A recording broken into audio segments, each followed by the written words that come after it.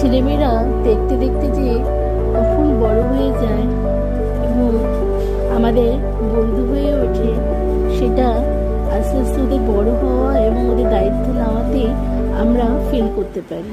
এটা বেশ একটা আনন্দময়ের ব্যাপার। আমরা প্রত্যেকেই আগে মাদেরকে বাছি বন্ধু হিসাবে, আবার কখন যে সন্তানরাও বড় হয়ে আমাদের বন্ধু হয়ে ওঠে, সেরকম নিশ্চয়ই সব সন্তানরাই সব বাবা মার বন্ধু হয় এবং হয়ে থাকুক। এটাই সবচেয়ে বড় বন্ধুত্বের মূল কারণ।